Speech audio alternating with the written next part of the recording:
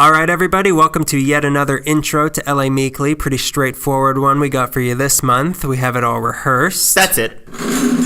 Greg, where are you? I've had it. I'm walking out. I hear you. Keep the old heart rate up, buddy. That's not what I mean. I'm walking out like I'm protesting. Protesting? But I thought you were happy here. I'm not. Well, what do you want? Civil rights beach party! Walk out. Immigration reform. 40-hour work week. Vietnam. Pay equality for women. Institutional racism. Child labor. 14th Amendment. Gay rights. Sick waves. Police brutality!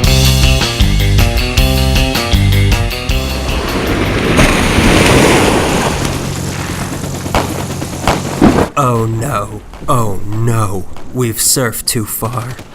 Where are we? Vietnam. What do we do? There's only one thing to do. Another song parody.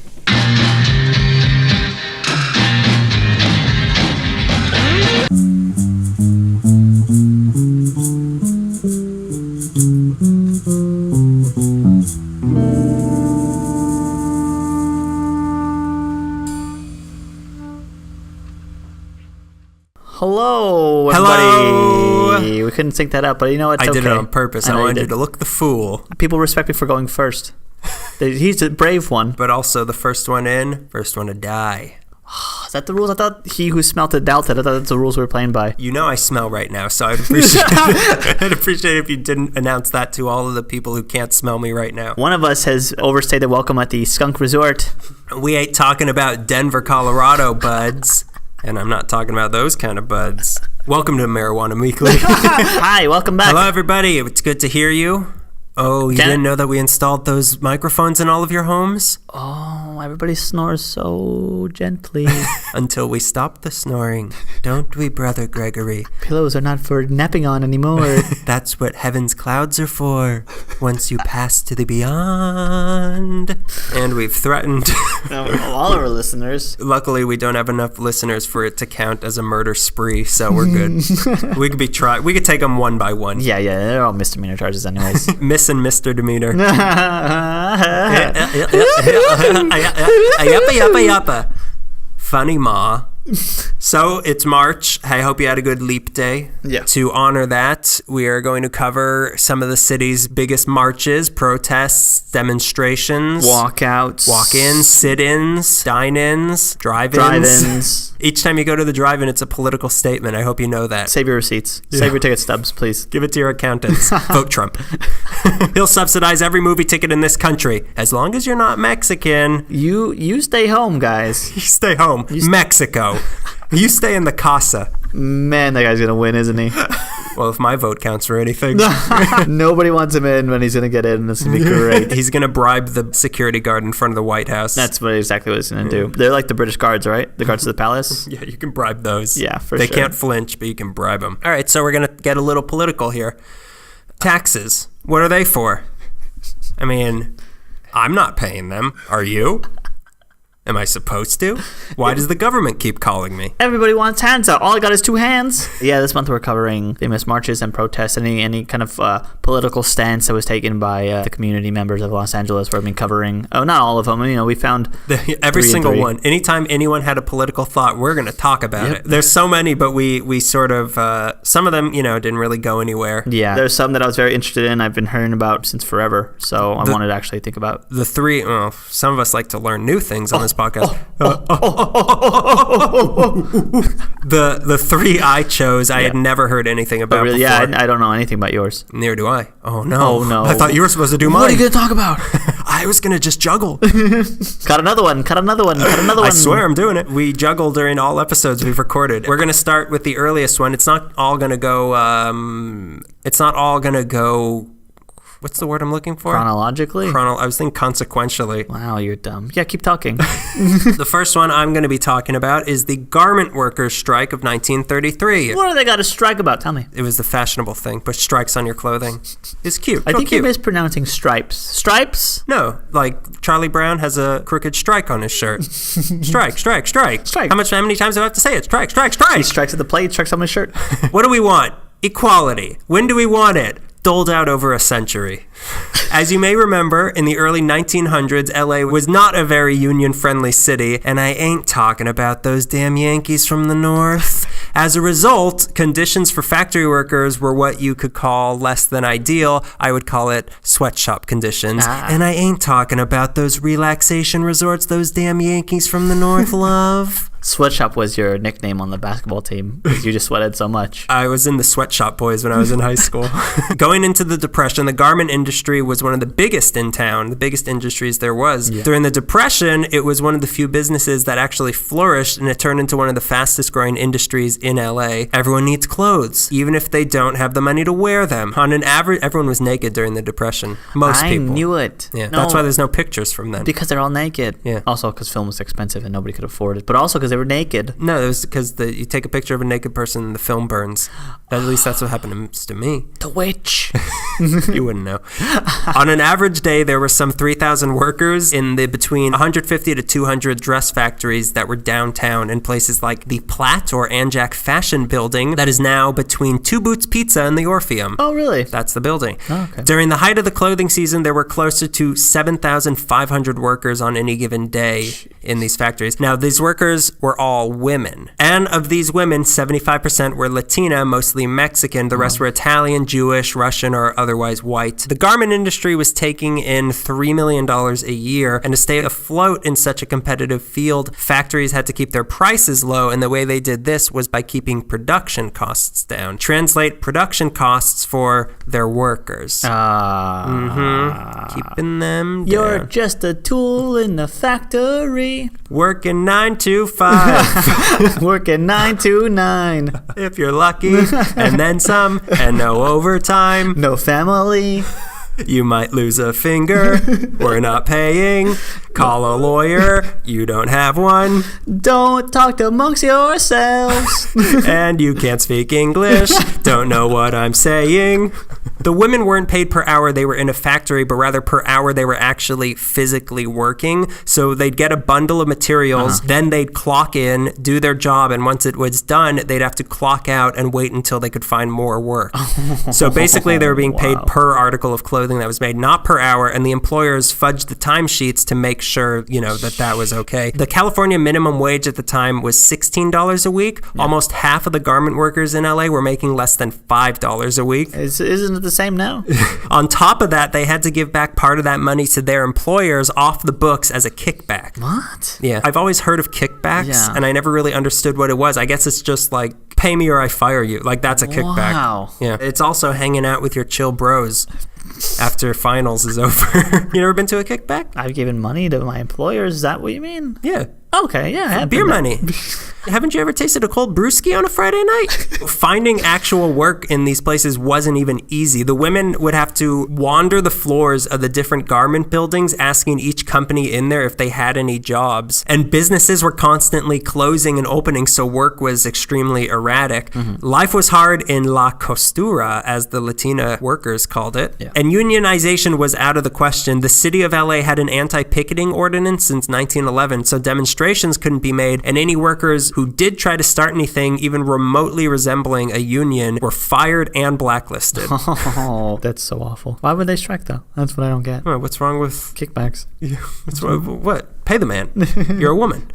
Not that any of the unions that did exist cared about women anyway. Yeah. Plus, the employers relied on the diversity of the women and the inherent language barriers in that, and the sheer number of them to make it too hard for them to cohesively organize against them. Yeah. In 1930, there was an attempt at a garment strike led by the cloak and suit makers that did not pan out because anti-union organizations like the LA Times gave financial support to the businesses that they were striking against during the strike to help keep them afloat. So they completely undermined them. On top of that, during the strike, there was a gas leak in one of the factories that caused an explosion that reminded people a little too clearly of the LA Times bombing that happened just, 20 years or so earlier, and public opinion turned against the strikers. So that didn't amount to anything, much like us. So there were basically no rights for these women, and they could get away with this because they were women, and mostly minority women at that. But then one lady in particular came to town, Wonder Woman. Rose Pizzota was born in Ukraine in 1896 and was raised Jewish and anarchist. So she came... My two favorite things, bud.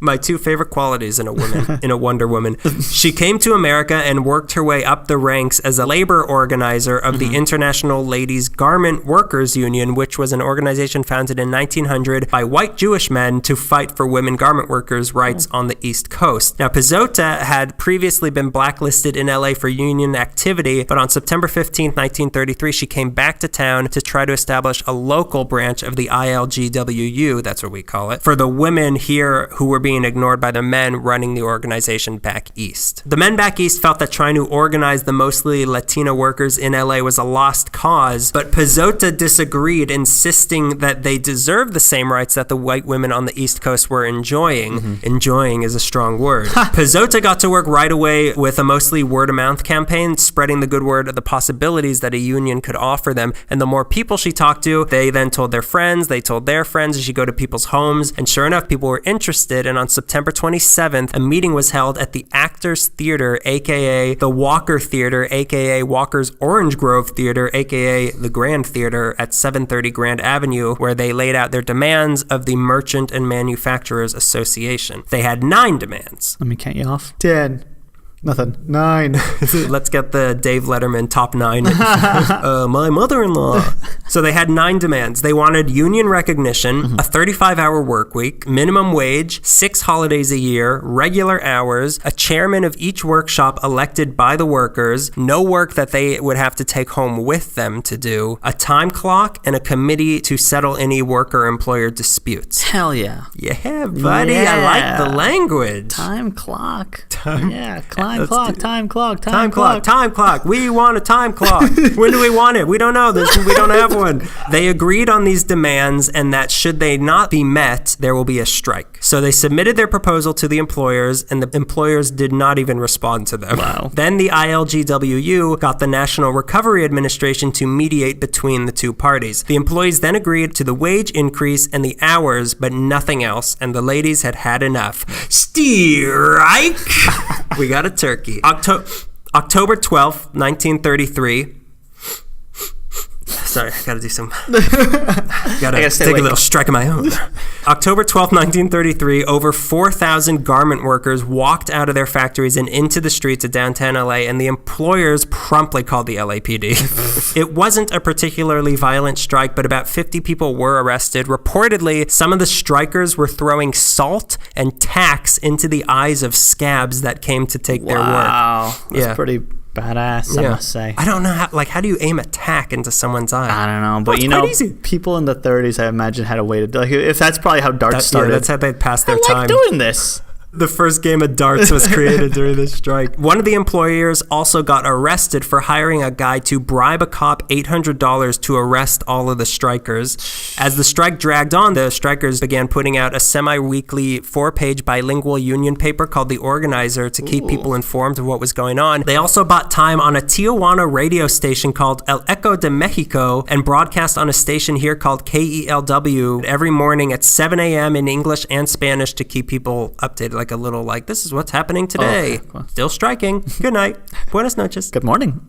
In Tijuana time. Oh, yeah, it's because it's different. The strike didn't get too much attention in the English newspapers, but La Opinión covered it in great detail. Yeah. People were on their side also. The local bakers, butchers, grocers, they would donate food to the strikers, and many religious organizations came out to show their support for them. And then on October 25th, one of the employers, David Haster, got visited by the ghosts of sweatshop workers past, and he had a change of heart, and he decided to support the union. Then another guy followed after him, and then the next day, the employers agreed to negotiate. The negotiations were overseen by an impartial mediator who on November 4th called the strike off, even though the workers didn't really want it to end yet. Yeah. They were having a good time. They were just getting good at darts. They discovered what a bullseye is. Then, on November 6th, the Great Settlement was reached. All workers could return to work without any penalty. They got their minimum wage. They got their 35-hour work week. They got collective bargaining. They would no longer get homework, as they call it, and there would be no more child labor. In other words, they decided to concede that they were humans. They got extremely minimal gains out of this strike, and nothing was even settled. 3 years later, after this, there was another major workers' strike in the garment district. So what's the big deal about this strike? It got the Local 96 chapter of the ILGWU formed, and it was the first major strike in the LA garment industry. But so what? In 1933, there were 37 big strikes like this in California. It was the cool thing to do. It was like throwing tacks in people's eyes. The importance of this strike is that it sent a message to Los Angeles that women, including women of color, deserve equal rights. Important specifically for LA was that it got Latina women involved in the fight for equality for the first time. Women, especially foreign women, were supposed to be meek and take whatever you did to them. But this strike surprised everyone that they all stood up and said, not anymore. Not yo soy. No soy. No soy. No soy, please. Pazota knew that if these women could be organized, they would be powerful, and it set the foundation for the strong garment workers union that would develop over the next few years. And now things are perfect for women because of this strike, and I know that because I'm a man. And that's the garment workers strike. It seems like a lot of the overall theme of probably what we're all doing is like they protested, so what? Because a lot of mine are like nothing really happened, but like they sent the message. Yeah, I know. Like a lot of times it's like, well, okay, pack it up, put the signs away. We protested, nothing happened. But then 40 years later, something happens. You pushed on the rock. Exactly. And then it tumbles into a trailer park or something. Because nobody likes trailer parks. No. I protest against those. All those fat cats in the trailer park. Eating their golden steaks. What big deal? You can drive around in your house? Yeah, we all wish we could do that. Listen, I'm not going to play some blood diamond to put wheels on my house, okay? I'm a human being. I live in Beverly Hills. Okay, so I'm going to be talking about not just... I'm going to be talking about... He's broken. Sorry. I'm going to be talking about some different protests and stuff that went on. 2 of them in the 60s with the overall umbrella of the Chicano movement. So I'll talk a little bit about that. What's a Chicano? I'll explain it to you right now. This might be hard to believe. What is it? Is it an anagram? No, I'm pronouncing Chicago wrong. The Great Chicago Movement. Yeah, the Great Chicago Movement of Los Angeles. Bring back the Cubs. Catalina Island's beautiful again. The Bears. This might be hard to believe, but there are a lot of Mexican Americans in Southern California. No, not my Southern California. It makes sense seeing as, you know, that we're Mexico for like 20 odd years, and then like they just threw America over us and we're like, we're still here. It's Mexican Americans. You just attack Americans at the end of that. Not attacking the eye though. Now the largest populations of Mexican Americans are in South Texas, New Mexico, and California, and we're all border states pretty much. But our own... What about Arizona? Oh yeah, Arizona too, right. Although they're not allowed there anymore. Yeah, no, they're not welcome there. No, Arizona has made a hard stance on that. It's the Trump of states. And here I thought Florida was. No, it's Arizona. Florida's a nice Mark Rubio. I know nothing about Mark Rubio. Except that he's Florida. Did you know that our own East LA was the largest barrio in the country? And by the 60s, there were like 100,000 Mexican Americans residing there. Oh my God. I know, I didn't know that. If you're unfamiliar with East LA, anybody's not who's... I was born in East LA. That's me doing drugs. Oh, okay. I was wondering what that meant. East LA is bordered by Boyle Heights, El Sereno, the City of Commerce, and Monterey Park. It's that big sort of Texas-looking shape. It's upside down Texas, I think. The Chicano movement... sign of the devil. The Chicano movement of the late 60s and early 70s were, as many people agree, spearheaded by Cesar Chavez, who led the United Farm Workers Union, who I promise we will get to in another episode. There's almost too much to do in this short little one. And Reyes Terrarina, who attempted in the 64-65 to regain land grants to the federal government and different land corporations that taken after the Mexican War. Let's take a pause, because that name sounds like Tejuino. If there's anyone listening to this who has had Tejuino, contact us. We need help. Questions. We need help. Why? Why did you do it? We need help trying to describe this taste. And if you have tasted tejuino and you like tejuino, please stop listening forever. No, I'm curious. I am not curious. You have the board. Fans of tejuino, you have the board. Tell us what you like about it. Hey, I like coffee and lemonade. In your hands. Coffee and lemonade. That sounds nice. How does that sound nice? Okay, black coffee and lemonade. That's what I mean. Hard black coffee, lemonade. If you put like melted chalk into it. Okay. All right, let's get back on track. What's a Chicano? So it's the mid-60s. Everyone's radicalizing. Mexican Americans were now becoming more political and socially conscious, and their shouts for improvements were beginning to get heard. Basically, the whole Chicano movement is a self-pride sort of thing. Like, you're a Mexican American, and you're going to start taking pride in it, not only culturally, but like, how can you make it better for the community? That's basically what Chicano is. It is the term that they made up in the 60s to kind of umbrella everything. Chicano is really a made-up term? Yeah, it's a made-up term. It's not like everything's a made-up term. Thanks. Yeah, Hispanic is anybody from a Spanish-speaking region. Latino is any of the Latin American countries. Mexican American. Wait a minute. Chicano. So Hispanic covers like Central South America and Spain? I believe so. And Latin America covers Latino is Latin American countries. Mexico, everything from Mexico down. With Brazilian language tied into it. What is it called? Oh, Portuguese. That's what it is. No, it's Brazilian language. Brazilian. Sorry, it's Portuguese. You don't speak Brazilian? Chicano was almost like a political statement about Mexican Americans that happened in the 60s. Okay. I believe I'm doing that right. The whole thing about the Chicano movement was just taking pride in brown pride, Chicano pride, all that stuff. It was about like, because they had been through everything that happened at Chavez Ravine, everything that happened with Sleepy Lagoon, police brutality. It was just about like just being happy that you live in East LA and like liking the culture and not being ashamed that you brought tacos as your lunch to school. What's wrong with your hot dog, kid? Why is it all cut up with lettuce in it? Why you got all those spices? Don't you want a nice bologna sandwich? Where's your mayonnaise? How come you're not drinking whole milk? Whole milk is white as your skin. Oh no. What happened to your skin? So while everyone else, like the Black Panthers and stuff, was like radicalizing, it was time for the Chicanos to start taking action as well. There was a lot of youth groups that were coming up, and they tried to join the Black Panthers. They're like, did you read our name? I think that you might want to maybe start your own thing, because... And the specific goal of a lot of the youth groups was... Malcolm X's. I just made a really weird realization that Martin Luther Ray, which is Spanish for king, James Earl Ray was the guy who shot Martin Luther King, and Ray and King are the... Interesting. It's not... The Chicano youth groups had a very specific goal, and that was to make a change in the education system in Los Angeles. Because among the ethnic groups of the city, the Mexican American community had the highest high school dropout rate. Something like 1 to 4 would be dropping out, and the lowest college attendance. So they obviously saw that this was a big problem. It was affecting the way people prospered. So they like, well, if we fix this, maybe other things will start happening after that. Many people who grew up in these communities have agreed that they were being taught from a very early age to excel at laborer positions. They're pushed towards classes like shop classes and home ec. Like, yeah, keep your hands busy. No, you don't want to be a lawyer.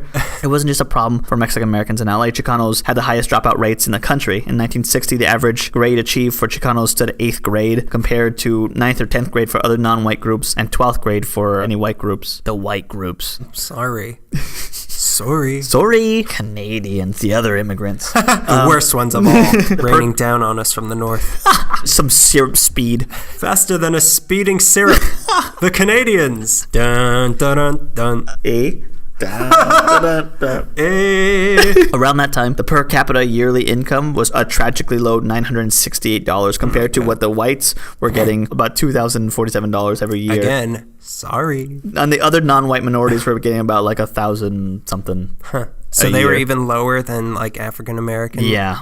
Nationally, the Mexican American communities faced the daunting task of rising above the limitations set for them. So with the examples made by Cesar Chavez and Tejinas, student leaders began taking charge, assuming key roles in mobilizing their communities around the themes of pride in Mexican roots. Like I was saying, like Chicano pride, brown pride, they were trying to like push that forward and get everyone to mobilize. They wanted to build unity amongst Mexican Americans of all classes, both rural and urban, of all generations. Youth groups started after that. The Brown Berets were first organized in this area.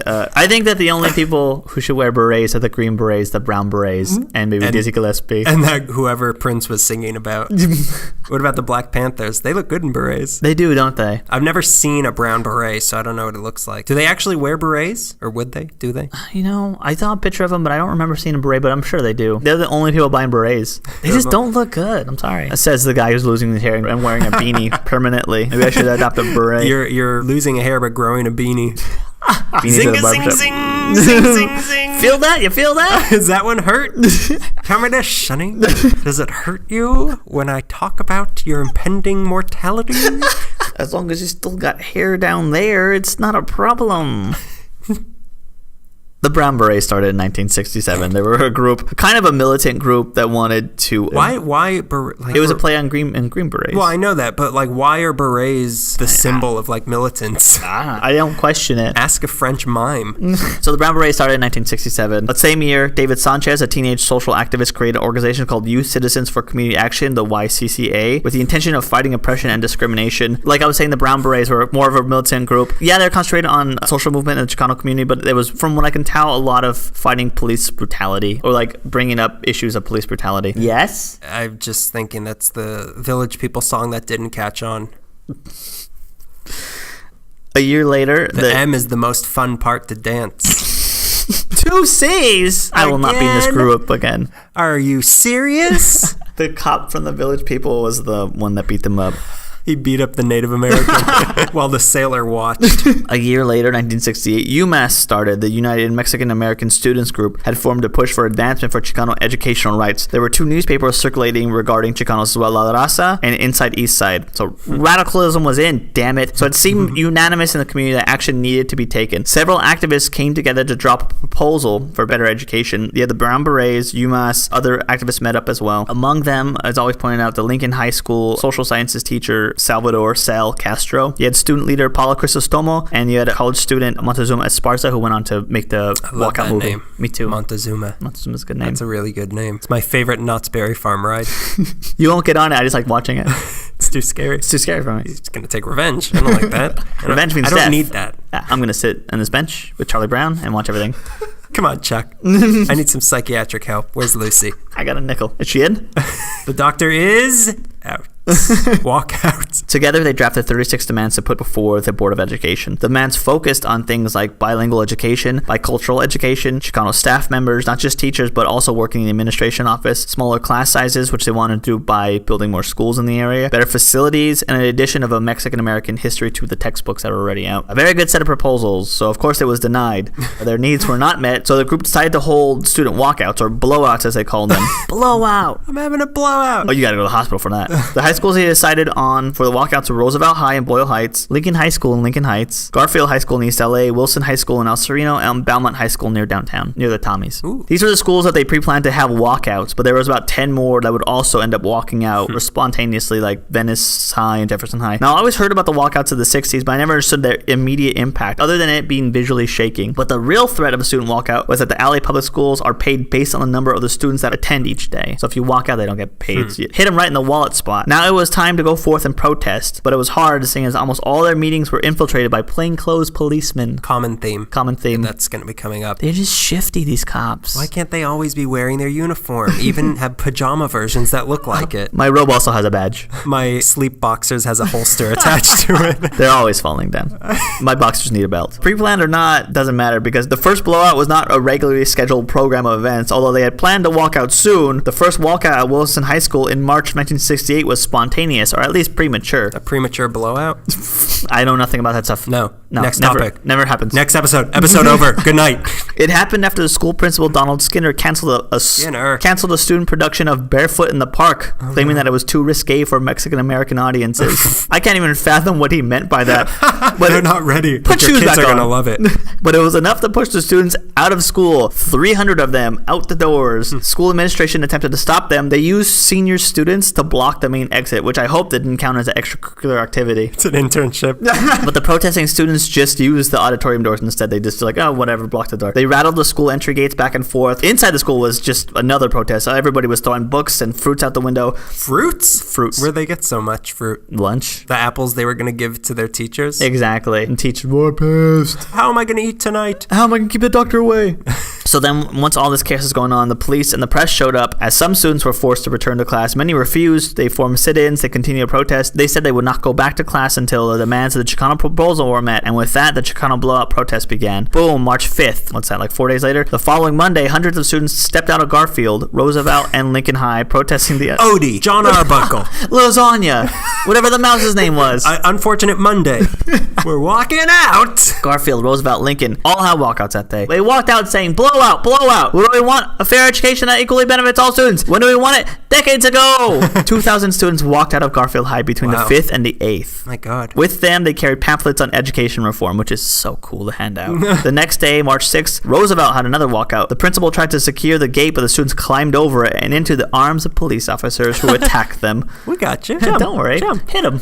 All this March Madness, which the authorities impolitely refer to as civil disobedience, was resulting in arrests and beatings of many young high school age protesters, which is crazy to think that high schoolers were getting beat up by the cops, but I guess it happens all the time. Luckily, they didn't stand alone. The student leaders and the staff activists, as well as the UMass and the Brown Berets, were guarding many of the protesters for this. March 8th, students at Belmont High attempted to blow out of class and onto the streets to protest, but the school became overrun with the LAPD, itching to arrest and beat students back to class. But the other schools were more successful. 10 to 15,000 students walked out that morning and held a rally at Hazard Park, which is near the county hospital. The closest school, Lincoln High, was a mile and a half away. At the rally, thousands of protesting students and activist organizations met in what was one of the first acts of mass mobilization by the Chicanos in Southern California, which is pretty awesome. So on March 11th, a week after the protests and schools not making any money, the LA Board of Education held a meeting that was attended by 1,200 people. 1,200. That's what that means. Which included students, parents, protesters, community members, activist groups. The first thing that was asked by the community members was that the protesting students receive amnesty for the actions, so the board agreed. Over the next month, they discussed the terms of the 36 demands laid forth by the Chicano activists' educational proposal. While the board saw the need for the changes that the group wanted, they told them that they didn't have the money to follow through on some of these. Some of the things they proposed were to build new schools, like I said, to reactivate closed schools, as well as changing textbooks. It seems like a reasonable defense to say, we don't have the money. I tell people that all the time. But it's not good enough to answer to students who are being pushed out of a proper education and have no chance at prosperity because of this. So student protesters did the signature move. They walked out of the meeting. Smell you later. Are you bringing up my stink again? Please don't talk about how smelly I am right now. I just can't concentrate. Just to clarify, I do shower. I shower in skunk smell. I shower. My dog got sprayed by a skunk, and now I smell like skunk. Okay? Are you happy now? My eyes are watering. I can't read this. My eyes are shooting hearts out of them because I've got a peppy Le Pew for you. I do not understand that you are a cat. I think that you are a fellow skunk. You're a cat that walked under a paintbrush, and here I am to collect my dues. So on March 31st, the last day of March Madness, 13 of the organizers of the walkouts were arrested on conspiracy charges. Apparently, it's a felony to arrange a disturbance of the peace and get in the way of the average school day functions. The 13 consisted of student and staff activists, members of UMass and the Brown Berets, and MAPA, which is the Mexican American Political Association, the publishers of La Raza, and other community organizers. It's the blacklist of the Chicano movement, except you can name names, and we didn't really care. We arrested everybody already. These 13 were known as the LA 13, and their names are as follows: Sal Castro, the teacher; David Sanchez, the student; Carlos Montes, his wife; Ralph Ramirez; Fred Lopez; Carlos Munoz; Henry Gomez; Montezuma Esparza; Elizar Risco; Joe Razo; Patricio Sanchez; Gilberto Olmeida, and Richard Vigil. Sadly, they came for Sal Castro and David Sanchez on prom night. Castro was to be a chaperone when he was arrested. But if they don't kiss...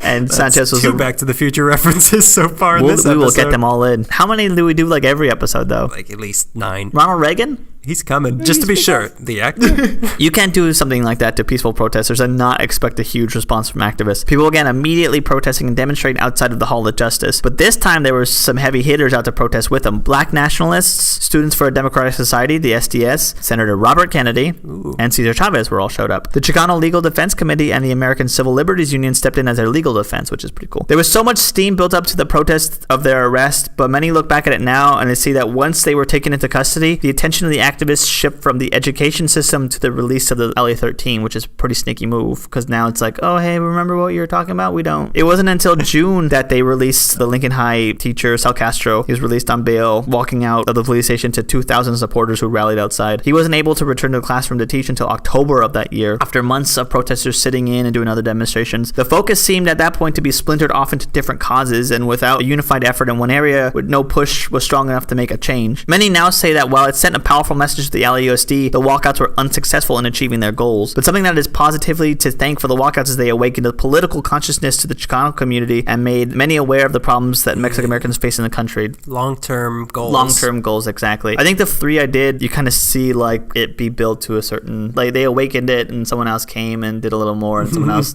did a little more. There's been an awakening. Have you felt it? I doubt it. You felt it, dealt it. That's the Jedi motto. So those are the walkouts.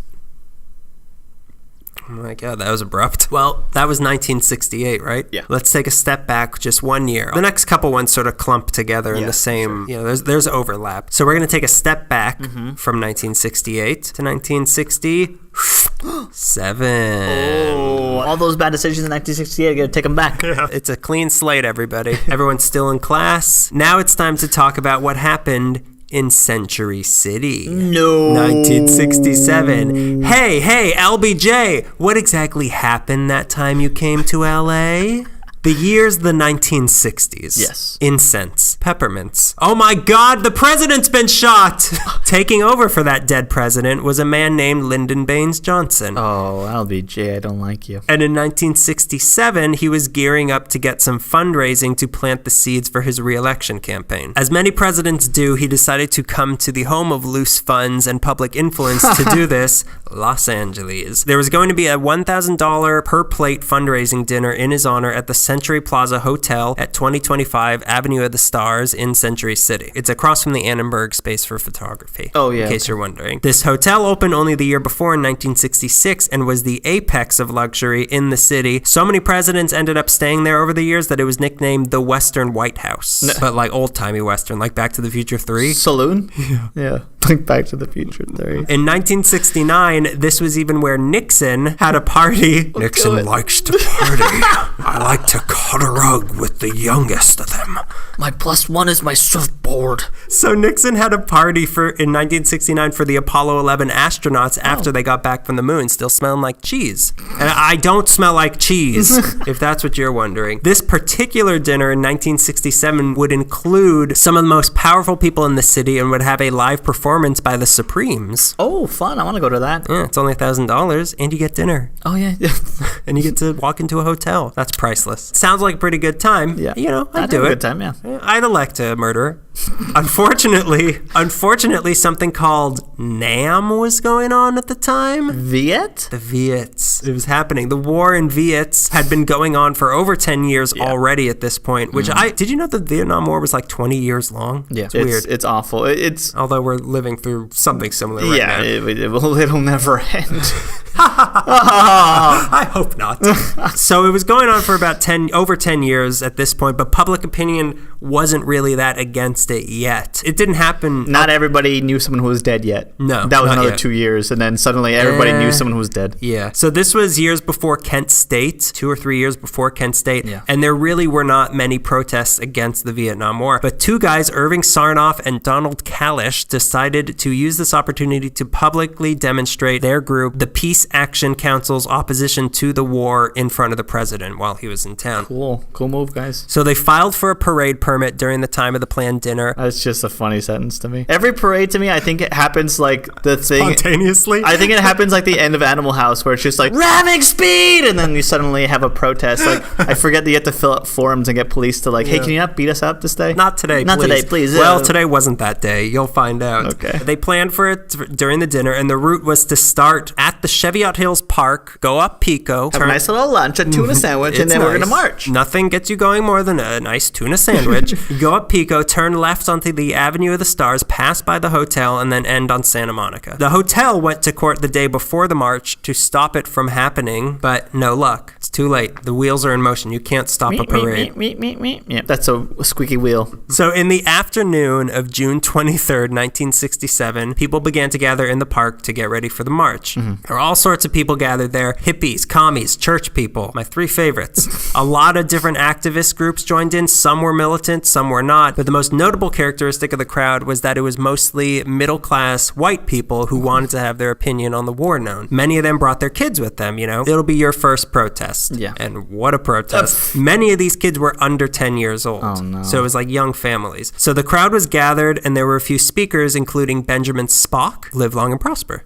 He's the guy who wrote the comic Common Sense Book of Baby and Child Care, H. Rapp Brown, who is the chairman of the Student Nonviolent Coordinating Committee, and convicted draft dodger Muhammad Ali came to talk to them. Cool. Cassius Clay came? Well, he changed his name to avoid the draft. High five, dude. Any way to get out of it. I wouldn't go. I seen the footage. I ain't going. You can't make me. I'm not going. I'll never go to Vietnam. I'll go to France. I'll be an expatriate, which is just a fancy title for an immigrant. So then, around 7:30 p.m., the march began. As they walked down the streets, more people joined the march, and their numbers started to swell. Cool. Then they got in front of the hotel, where the cops had set up a barricade, which cut down the 4 lanes they were marching in to 1 lane, and it caused a very serious bottleneck. I don't like this. I already see smoke in my head. It's about to get very scary. Single file, we want to beat you in order. Factory-style beating. And then, somewhere around 25 to 100 of the marchers decided to stage a sit-in in front of the hotel, and they sat down on the street. And that's when things started to get ugly. Fudgesicles. Holy smoky Robinson. But let's take a step back to see this from the other side's point of view. Even though there wasn't much anti-Vietnam stuff going on yet, the Watts riot did happen just 2 years before this, so LA's attitudes towards big crowds of people with a purpose was a little bit wary. They could burn down the auditorium to scare everybody like they did in the Watts riots. That's a talk for another episode. And having a president coming to town only 4 years after JFK was killed, the LAPD was on high alert and wanted to protect the president at any cost to prevent getting the dark mark that Dallas will always have to be ashamed of. They let a president die. They let a president die. So the LA... We told you no book depositories in Texas and you wouldn't listen! We thought nobody read there. What is this? I guess they just keep their guns there. So the LAPD was determined to keep LBJ safe. And it's not like their fears were unfounded because Robert Kennedy got assassinated the next year in LA. I just did the sign of the cross. Nobody saw me. On top of that, Sarnoff, the organizer, had been called before the House Un-American Activities Committee in 1958, and he had refused to answer any other questions when it was labeled a communist. Good for you. So he was under investigation. Snitches get stitches. Yeah. Seriously, what were the names of those guys that you knew? Listen to last month's episode to learn what a communist is. Yes. The Century Plaza Hotel hired 4 private agents from a company called International Investigation System to infiltrate... Ooh, I don't like that. Any of those words I don't like. The planning committee of this march to get information to feed to the LAPD so they could keep tabs and be prepared for whatever they might have planned. The secret agents reported back to the LAPD that the marchers had plans to release mice and cockroaches into the hotel. And use stink and smoke bombs, which I swear I didn't swallow a stink bomb. It's natural skunk musk. Break in, grab the president, and either kidnap him or kill him. I don't know. Okay. What the agents didn't report to the LAPD is that these plans were quickly rejected and that the march was meant to be nonviolent. Did they not mention that this was actually a gag for a Bugs Bunny cartoon? Yeah. Did they not mention that it's Warner Brothers material? Oh no, they went into the wrong office. What they really didn't mention was that, as maintained by some of the organizers, that these agents themselves were the ones who were suggesting these violent and weird acts. Wow. Presumably so that they could get the group to go along with it and make them incriminate themselves and give the LAPD reason to arrest them. Jesus. So because of this, the LAPD was prepared for something they thought was going to be a lot more dangerous than it was, with a credible plot to kill the president using stink bombs. Okay, picture this. He'll get enough of it in his nostrils and then he'll run into something and maybe he'll clonk his head or whatever. He needs fresh air. The president needs fresh air. It can't be stinky in there. So what they weren't prepared for was the size of the march when it arrived. LA wasn't known for having big protests at the time. This was before the walkouts and all that, the blowouts, sorry. And the police chief expected there to be around 2,000 people, mostly students. So when the police chief looked out of the 9th floor window at the hotel and saw a crowd of 10,000 people and a pile-up forming near the front of the hotel where the police barricade was, especially since their permit was for a parade, so they weren't allowed to stop, he gave the order to the officers to disperse them. So now we go back down onto the street. Thin the numbers! Call them! Call them! The cops at the bottleneck of the march started giving orders for the protesters to disperse. Problem was, they were fenced in by police barricades all around, so there was nowhere to go. On top of that, the people further back couldn't hear the orders, so they kept coming, and the traffic jam got bigger and bigger and bigger. Then more people not being able to move, they were like, well, let's just sit down. So then they started sitting down. Then people towards the back who didn't know what was happening started to sing like the Star Spangled Banner and things like that, and that eventually sort of like Game of Telephone style made its way to the front through the crowd, and it turned into chants of "We are the people, we are the people." Meanwhile, the cops kept telling people to leave, but people either couldn't hear them or they couldn't move, so nothing was happening, and then the blue line was activated. Oh, no. 1,300 cops in riot gear were mobilized, and they began to push in on the crowd. And of these 1,300, about 500 of them took it upon themselves to get a little violent. I haven't whacked anything all year. I gotta meet my quota. Old Billy Club's coming out to play. William Club. William B. Club.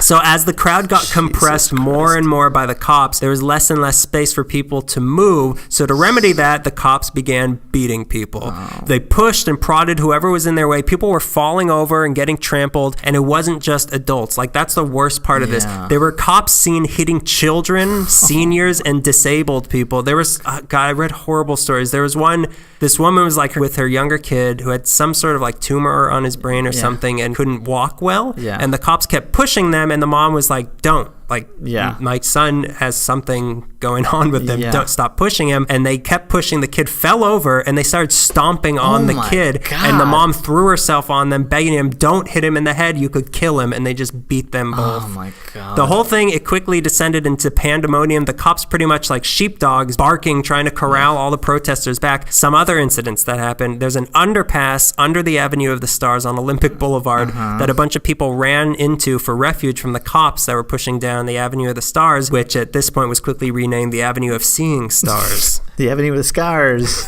People were safe down there for a while, and then the cops showed up in cars and motorcycles, and they began to drive into the crowd, and people had to literally jump out of the way to not get run over. Then once the cars Somebody left... call the cops. Oh, no. Call the president. Oh, no. Then once the cars left, a line of cops came marching through. In protest, 4 young people sat down in the middle of the street. The cops started marching towards them. Then a few of them broke off, ran at the 4 people sitting there unarmed, and started to beat them furiously. Jesus. One of them was a woman. One witness said they saw one of the billy clubs fly 10 feet in the air out of the cop's hand. They were hitting them so ferociously. 2 of them managed to straggle away, but 2 were left unconscious on the road. Some of the people beaten in this march had ambulances called for them by the cops. Some were given like minor attention and then like, you're fine, go home. But the majority of them were just beaten and left there. I imagine LBJ standing in the hotel like on the 9th floor like, good. Is there any more Jell-O? I paid $1,000 for this. A group of marchers were forced across the Beverly Hills city limits where the LAPD couldn't follow them, and then there was this sort of face-off between the protesters and the cops with the boundary line dividing them. Just like, Jerry, I'm jeering at you. And then the LAPD crossed the border and attacked them. We'll fill out the paperwork later. One guy was driving on the outskirts of this whole mess at Motor and Pico, and he saw some cops beating a woman, and he stopped and he demanded the cop's badge number. Then I presume the cop said, I'll give you a badge number. And he pulled the man out of the car, proceeded to beat him while another cop got into his car and parked it so as not to impede the traffic. Good. And then he gave him a ticket because he parked in the red. Meanwhile, back in the hotel, the president almost had to be evacuated by helicopter out of the city. Yeah. Poor guy. I would hate you to get blood on your nice suit. Mr. President, you're going to have to take this meal to go. The Supremes, they're not going to play one fine day.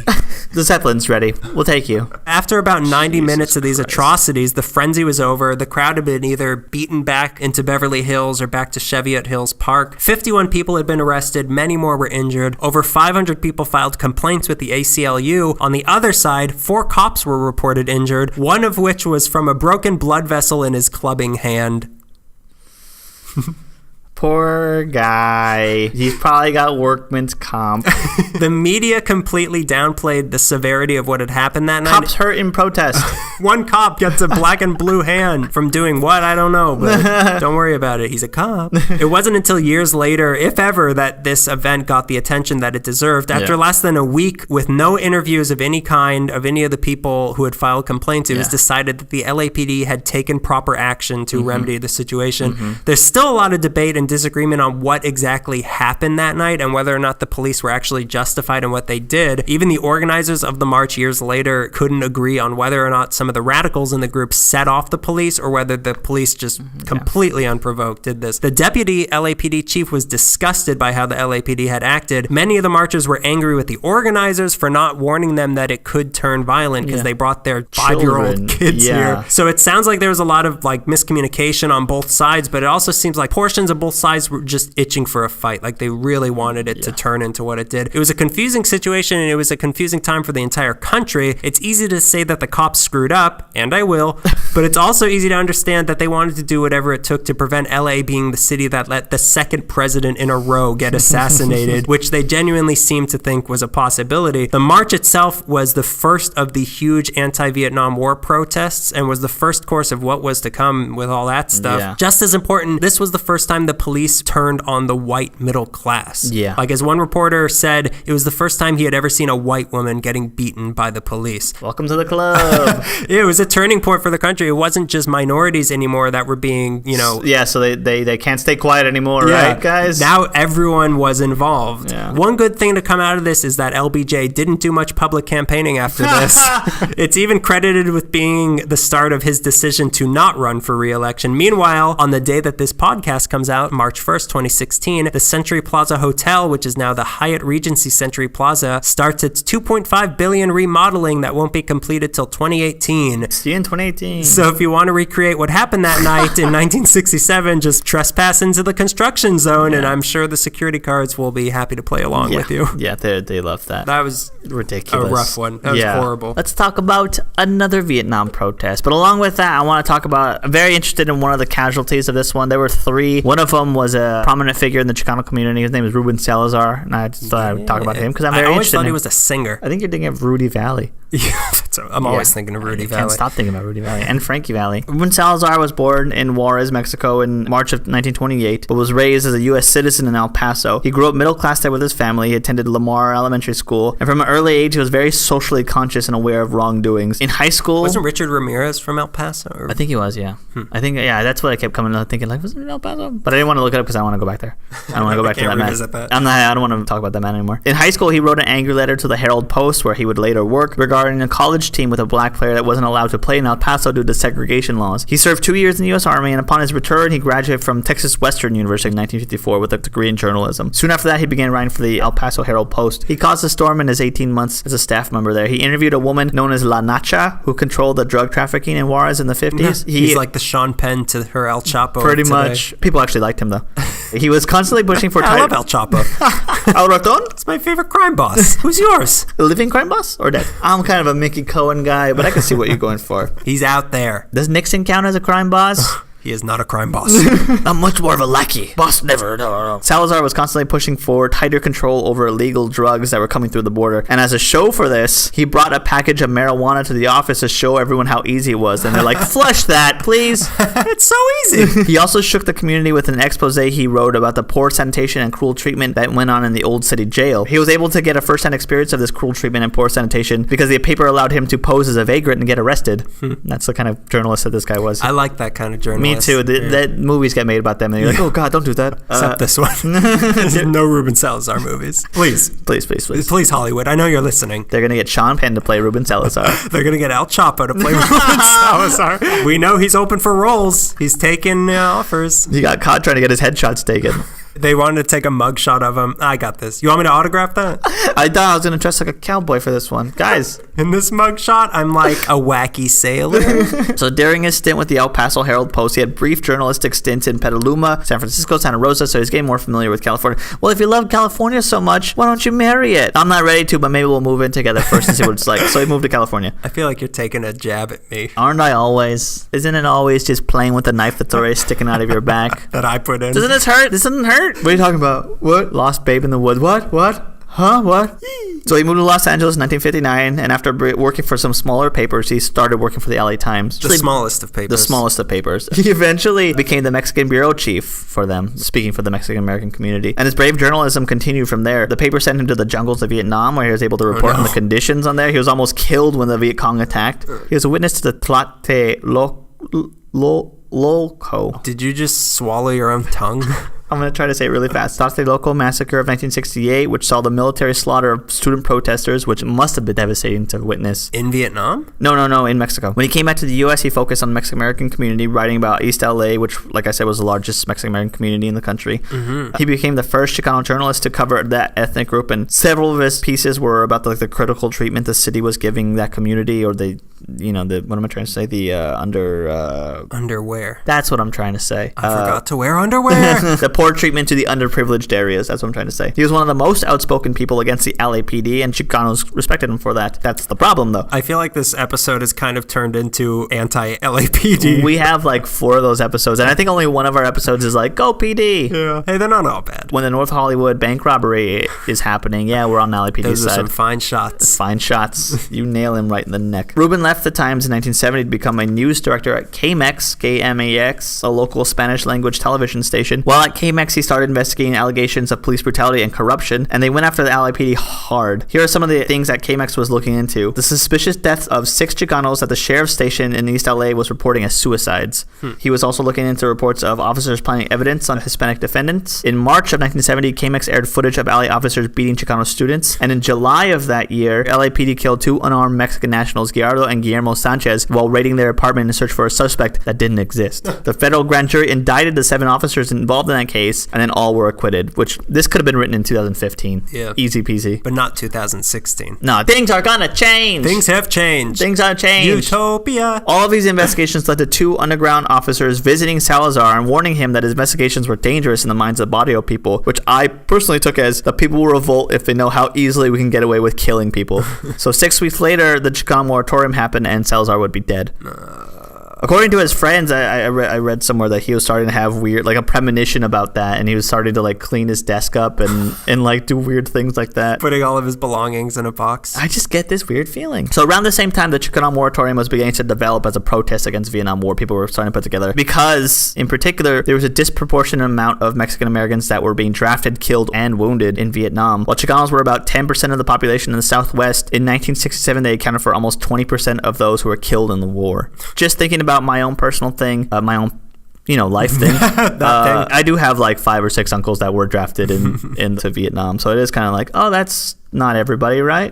The moratorium was the biggest protest yet and was supported by the Brown Berets, Mecha, which had just started. I think it's, what does it start? Was it Northridge or Santa Barbara? Cal State Northridge, Cal State, one of those two. I know it's housed here. It's housed at Cal State Northridge, but I think it started, first rumblings was part of UMass in Santa Barbara. I don't know. All right. You're asking absolutely the wrong person. Things are good for me. There was a really inspiring conference for the Chicano movement in Denver of that year. A lot of participants were now putting together the moratorium. Some Catholic action groups. We were in groups. Denver earlier in this episode. We were. We can't get out of Denver. And a lot of veterans. Things to do in Denver when you're protesting. A lot of veterans from Vietnam. Everybody was kind of getting ready for it. So on August 29th, 1970, somewhere between 20 to 30,000 people marched from Belvedere Park to Laguna Park to protest the Vietnam War, the high mortality rate for the American soldiers of color. And it was a peaceful protest. This, which was the largest anti-Vietnam demonstrations held by a minority group in the U.S. I think like of that entire era of all the Vietnam protests from an ethnic group, this was the largest one. All of it until a closing rally, which was going to have music, speeches, tequino. It was going to have everything. So the problem starts with a liquor store that's around the corner on Whittier Boulevard, the Green Mill Liquor. They get a call that we're out of tequino. The sheriff's department gets a call that people are starting to be rowdy outside. So sheriffs, of course, respond. And they don't just respond like, hey, let's bring a couple people. They come out full riot gear. Everybody's at Every officer in the city calling all cars. We need everybody from Santa Barbara to San Diego to come to this liquor store. Yeah, and they started to surround the park in riot gear, which has to be terrifying as a sight. So, of course, a riot ensues, as riots do. So, fights break out. Everything's happening. Police are going around beating everybody. They start busing in cadets from different sheriff's academies to come in. Cops are beating up protesters. Protesters are fighting back. Everyone's getting hurt. Ruben Salazar breaks out into song. Dun, dun, dun, dun, dun. My name's Ruben Salazar, and I'm here to say I don't like Vietnam. During all of this hubbub riot, 2 people die. 15-year-old Brown Beret Lynn Ward dies, and another man named Angel Diaz. As the mayhem erupted, Salazar did something that seemed kind of uncharacteristic to what I've read. He stopped at a bar for a couple beers with 2 friends.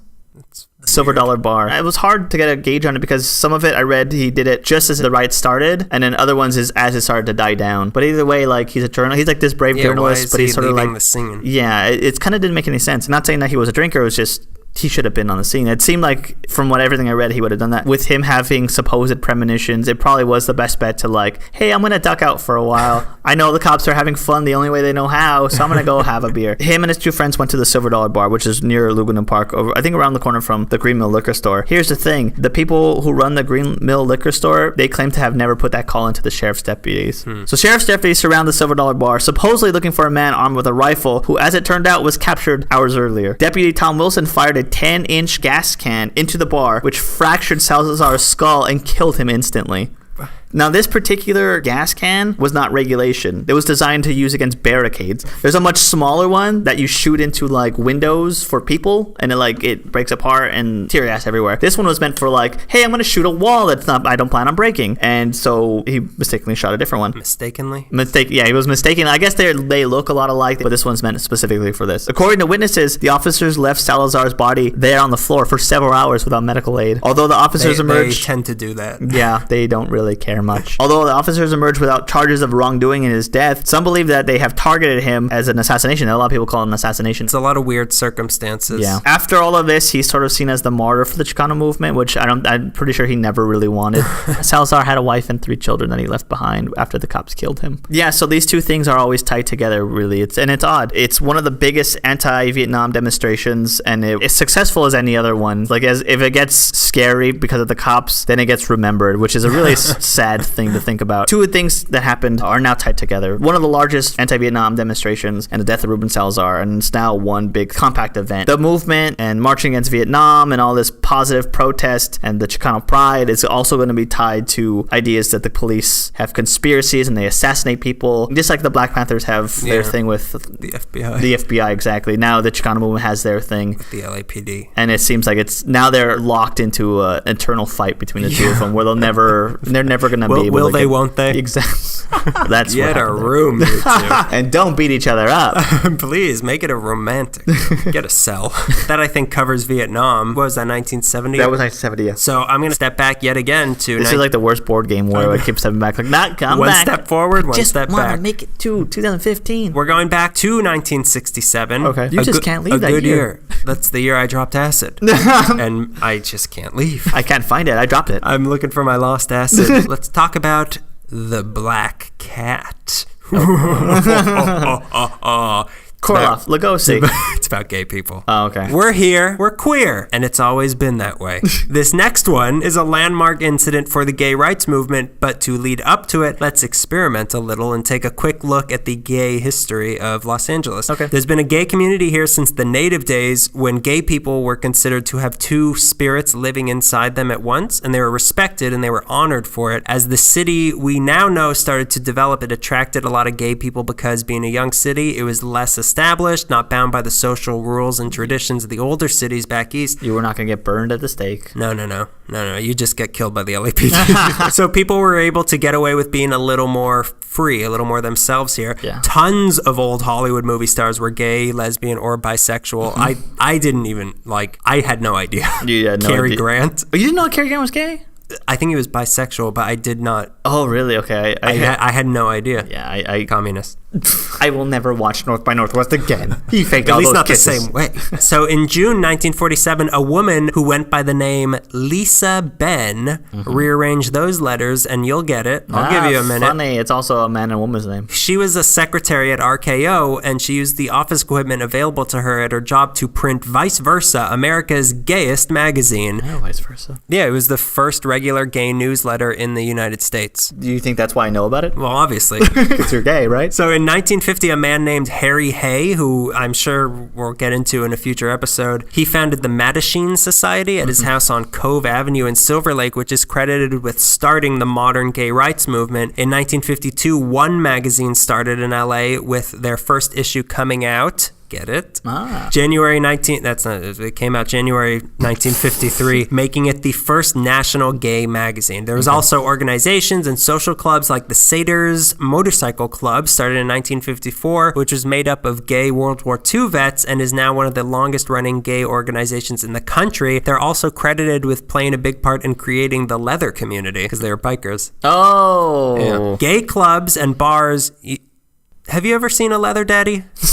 I've seen Two Leather Brothers. Gay clubs and bars were a big deal because they provided a haven where gay people could come and be themselves after having to hide it from the rest of the world the whole day. So going into the 1940s, there were gay clubs like Brothers off of Central Avenue, and even Club Alabama, also off Central Avenue, which we talked about in the Central Avenue episode, had regular drag shows. By 1966, there were 80 gay bars in LA. But just because they were meant to be safe havens didn't mean that they were always safe places. Yeah. Gay was was considered a mental illness until 1971, and sodomy was illegal in California until 1975. So cops used to pick on gay people.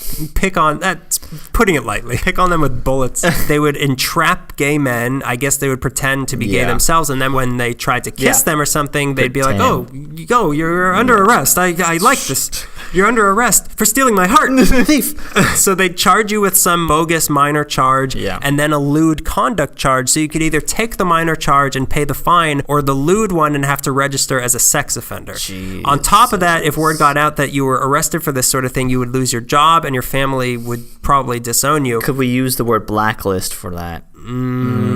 Pink list. Okay. It's rainbow list. So cops were doing this so often in the late 40s and 50s that part of the Lincoln Heights jail was... The haunted one? The haunted one was dedicated to gay criminals and referred to as the fruit tank. I don't like that at all. That is not a nice term for that. Cop humor. It's funny. It's funny laugh. When we beat them, we'll say it. Fruit tank, fruit tank. 1, 2, 3. Oh, this one's dead. 2. So this was the climate coming into the year 1967, but there was one part of town that was a gay social hub, the Sunset Junction area where Sunset meets Santa Monica and Silver Lake. Yeah. In the 60s, there were tons of gay bars there, and more would come and go every month. Cops would regularly come into these bars in plain clothes to make arrests or just to keep tabs. Maybe they were just curious. They seem happy. They're holding hands. They seem like they found love. That's why we call them gay. Because they're happy and I want to be. The gay bar owners had even formed the Bar Owners Guild to fight the entrapment and to keep their patrons safe. Oh, cool. Some places they would give cues, like when they recognized a cop coming into the bar, they would do something like they would play God Save the Queen and things like that, and people would be like, all right, it's, party's over, time to leave. I like that sort of like speakeasy code stuff. Yeah, that's cool. But for the couple years pre-1966-67, there hadn't been that many bar raids, but then Ronald Reagan, the actor? He was elected governor. The governor?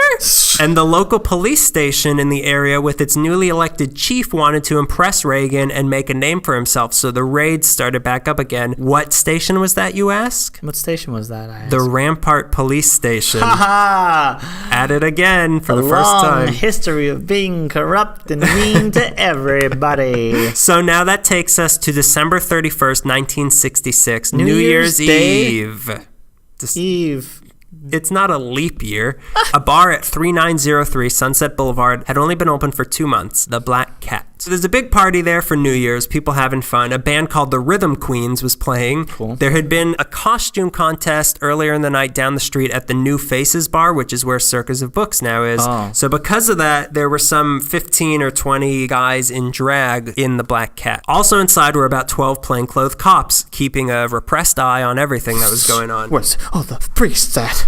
What is it? Shorts, those are too short. Where are the ladies? So it gets to that time. 5, 4, 3, 2, 1. Happy New Year! And then, since it's New Year's, some of the men start kissing. One kiss in particular set them off was a woman who was there kissed her brother who was there in drag dressed as a woman. This made the cops very angry. It confused them. One of the cops grabbed one of the cooks who had been kissing and tried to lead him out the back door to arrest him, but the door was locked. So he started moving him toward the front door. This caused a commotion as he started to resist being dragged away by this man who had never identified himself as a cop. Yeah. Then a few of the bar patrons started to fight back, again, not knowing that this guy was a cop.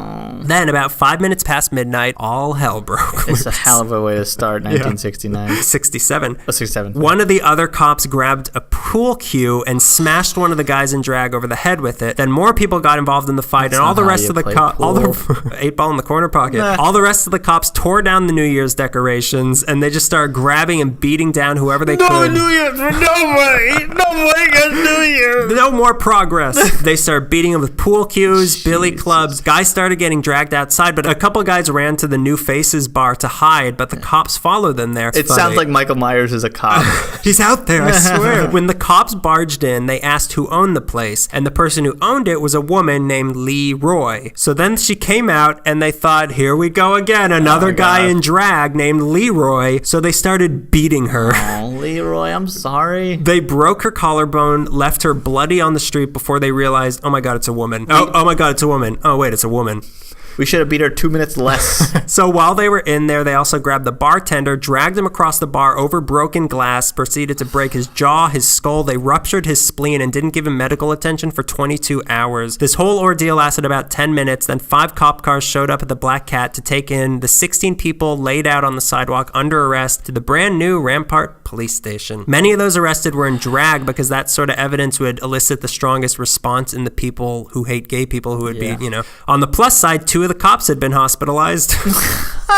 And not just for broken hand vessels this time. By 1 p.m., January 1st, all of the arrested had made bail and they were released, but the police harassment didn't stop there. Over the weekend of January 7th and 8th, the Ram's Head in Silver Lake and the Stage Door on 6th Street were also raided. From January 2nd to the 20th, cops were staking out and going into new faces every night, so people were too afraid to come in until the bar closed on the 21st after having been open for 5 years. The Black Cat got their liquor license suspended and tried for 5 months to get it back until they closed on May 21st, all while the cops warned that if any of them tried to fight back, they were going to shut down every single gay bar in the city. Then come January 26th was the trial for those arrested in the Black Cat raid. Money was raised for their defense by several gay organizations, but still finding a lawyer was tricky because most lawyers feared that if they represented a gay client, people would think that they themselves were gay, and you just can't have that. And how am I supposed to explain myself? No, I'm not gay. I like the ladies. I like the way I smell. Sure, I wonder every once in a while, but who doesn't? They did find a lawyer in Herbert Selwyn. Herbert Selwyn, yay! But the court was obsessed with hearing about the kissing that had taken place. They were so obsessed with the people on trial were like,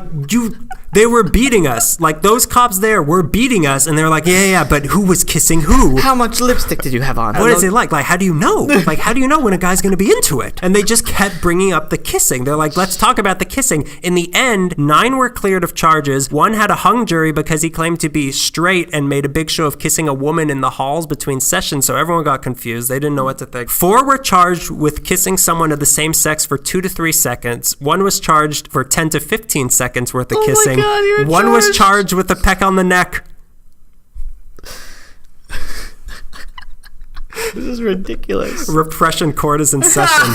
In other words, they were convicted of lewd conduct. Of these, 2 had to register as sex offenders. Charles Talley. Tally me banana. He wished he could tally a few bananas. He never got the chance to. And Benny Baker. They took the case to the California Court of Appeals, who wouldn't hear it. Then they went to the U.S. Supreme Court, wouldn't hear it. However, the lawyer Selwyn was arguing that these men should be granted equal rights under the 14th Amendment, making this the first time in U.S. history that a homosexual fought in court that they deserved the right to be equally protected by the Constitution as a heterosexual was. This was the first time that ever happened. They lost, but still, the seed was planted as it always is. But the story doesn't end there because we haven't even gotten to a protest yet, so it can't. The timing of this was perfect. If you could call it perfect. Just 3 months before the Black Cat raid, cops had beaten up a bunch of anti-Vietnam hippies on the Sunset Strip. Of course, there's the usual everyday stuff going on with the LAPD against Latinos, African Americans. So there was a multi-location demonstration planned for February 11th, 1967. And after what had just happened to the gay community, they were like, oh, us too. I want to be part of it. So the group that made this was Personal Rights in Defense and Education, or PRIDE. PRIDE was started in 1966 by Steve Ginsburg in LA, and it was a gay rights group. Wait, go one more time. Repeat what PRIDE stood Personal Rights in Defense and Education. That's great. They were kind of radical, totally tubular, and they're where the term gay pride comes from their name, Pride. That's great. They also had a newsletter that after the Black Cat raid was taken over by Richard Mitch, Bill Rao, and Sam Winston, who revamped it into a magazine that they printed at the print shop of ABC where Rao worked, and they renamed it Pride Advocate, then the Los Angeles Pride, and now today you know it as The Advocate. So that's where that came from. Pride attempted to rally the troops, but do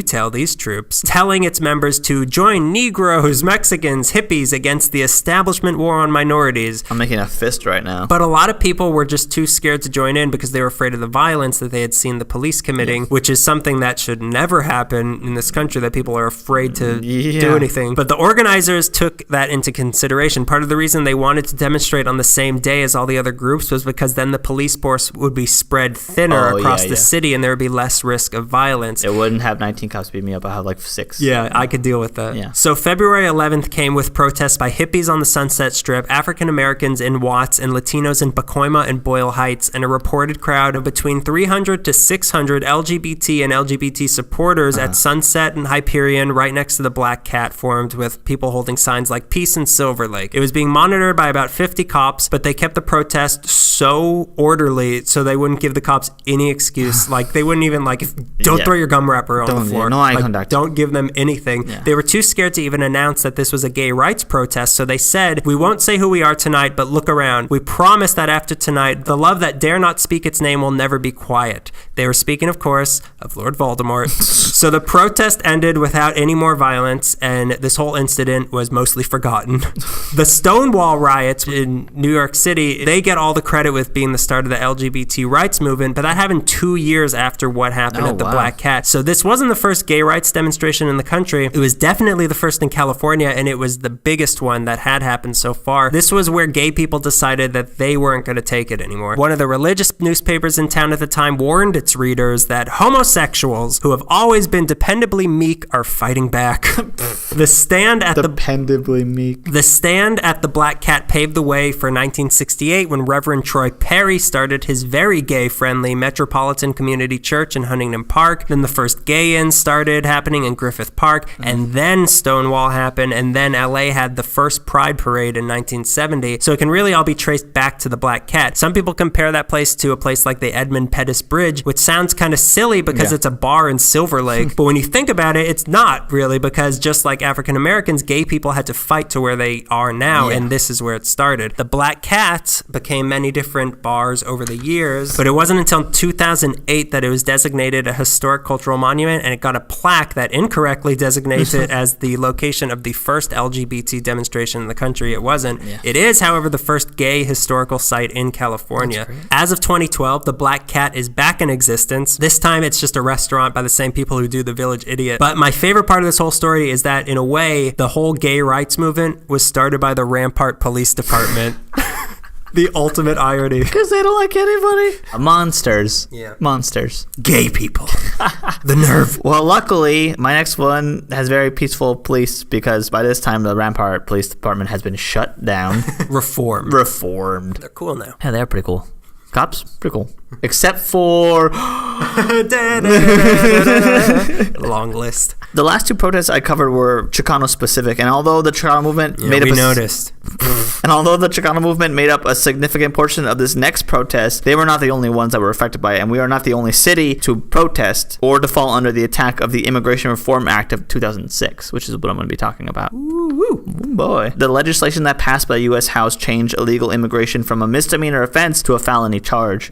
This would affect employers who hired illegal immigrants. It would require that churches check the legal status of parishioners before giving them aid. You better say sanctuary in English. It also ordered the construction of fences along a third of the U.S.-Mexican border. The law didn't just affect Mexicans and Mexican Americans, but immigrants of every race trying to make a life in this country. But the ordering of the U.S.-Mexican border is a particular sting. Like, say the same thing about Canada, and I'll say it's not racist. Nevertheless, the immigration population of Los Angeles was not having it. The marches started in Chicago on the 10th with between 250,000 to 500,000. You mean Chicano? Chicano, yeah. The city of Chicano in Illinois. Chicano, Illinois. They started on the 10th between 250 to 500,000 protesters hitting the streets. Then they moved to Phoenix by the 24th with about half those numbers, but just as much spirit. On the 25th, we got ours. The Saturday edition of La Opinion featured a lead editorial calling on its readers to come out for the march, so they did. More than 500,000 people, it's 500,000, marched in Los Angeles to show solidarity with those who came to this country for a better life. And I've seen the pictures, and it is insane. Like, you cannot see, like, pavement. It's just, like, buildings, people. Which is how this city will be if we don't put an end to this immigration. We don't want Bronzeville again. Many wore white as a sign of peace, which try explaining to a police force itching to clobber someone that they just want. I just want peace. I want peace. It makes the blood show much easier. We can mark how much damage we've done to them. It really pops on the front page. Just like their blood vessels. They marched with the flags of their countries of origin, which were predominantly Central and South American countries. Someone pointed out that a majority of the flags that they were being carried were American flags, because that's what people want to be part of. They wanted to be part of America. They marched through downtown on Spring, Main, stay on Main, and Broadway. There was a truck for a Fox News van parked outside of, I think, City Hall, and people were surrounding it and booing it at some point, which is pretty funny. Cardinal Roger Mahony of Los Angeles, so the Roman Catholic Church, was also defiant towards the bill since it would require that he turn people away from his church, and he wasn't about that. Attendance of the 2006 March surpassed the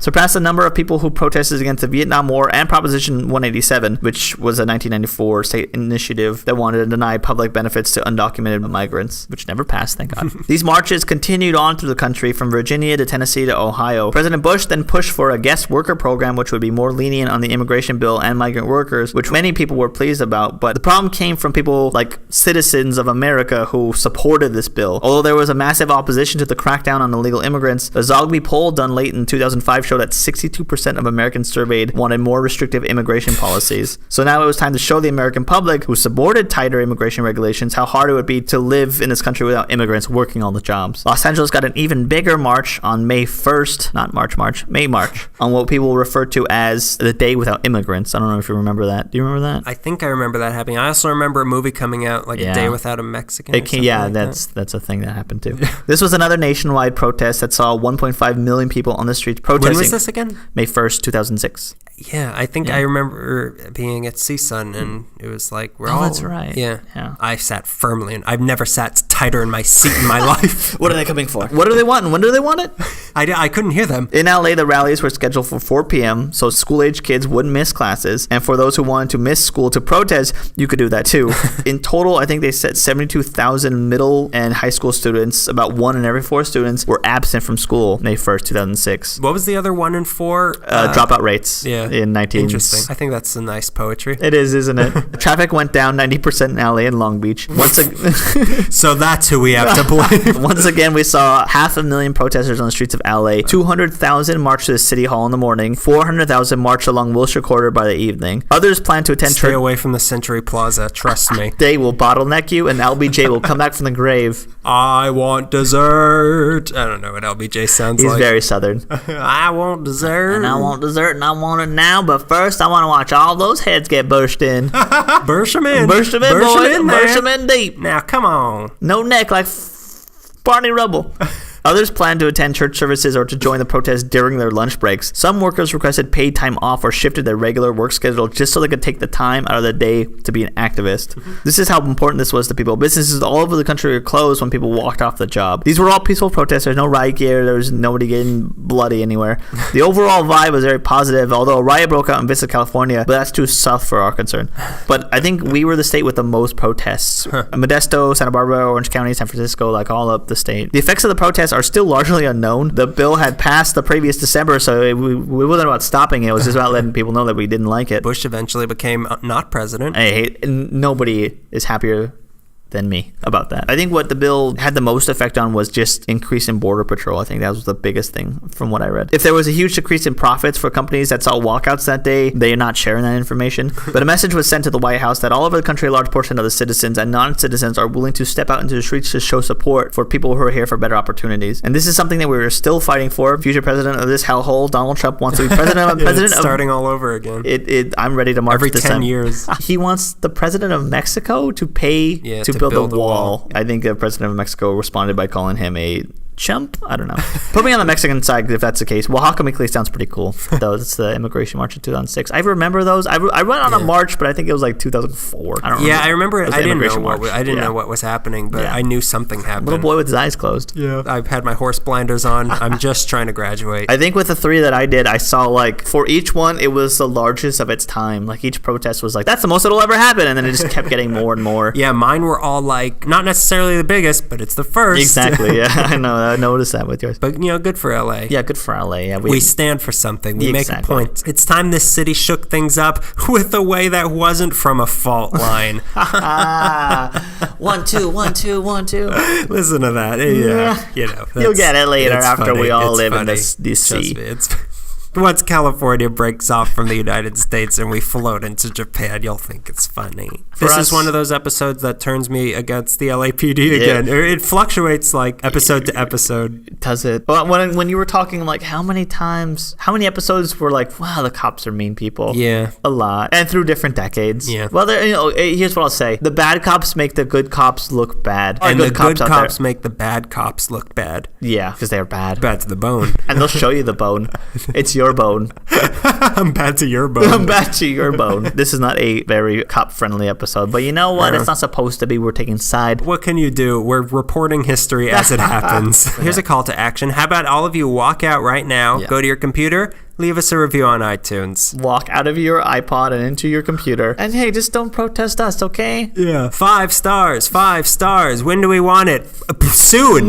We don't get any. We need to make money off this thing. We're so hungry. We haven't eaten in, 3 hours? I'm eating this microphone by the end of this. I hope by next month. I ate the popcorn.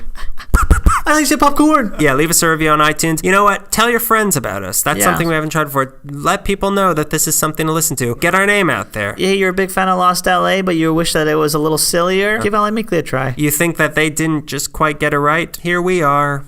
We got the true history. Yeah, tell your friends. Leave us a review on iTunes. It eats us. iTunes. It makes it easier for people to find us, and it makes us more noticeable. Email us suggestions. If you have suggestions for episodes, if you want to hear something, let us know. We're very happy to take suggestions. Emails la.meekly@gmail.com. Like you said, like us on Facebook. Follow us on Instagram, LA_Meekly. Follow us on Twitter, LA Meekly. If you haven't done it already, you're just like everyone else who listens to us. Our home base is our Tumblr page, lameekly.tumblr.com. Yep. We love you. Oh my God. Is it true? Not you. Me and you love them. Well, me either. See you at the Black Cat. It's just a restaurant now, but we still hang out. I go show up and drag every week. Nobody gets it. I'm done. Yeah. I think we've had our say. Yeah. Go out there. You know what? Our forebears fought for our rights to experience this city in a way where we're not beaten down by cops. So let's get out there and party hardy. In the streets, in other people's houses. Break as many laws as you can. The cops can't do anything to you. No. This is Greg. This is Daniel. Saying that has been LA Meekly getting beaten during peaceful protests since 2013. Wow. Whatever that sound is you put at the end. That's me burping.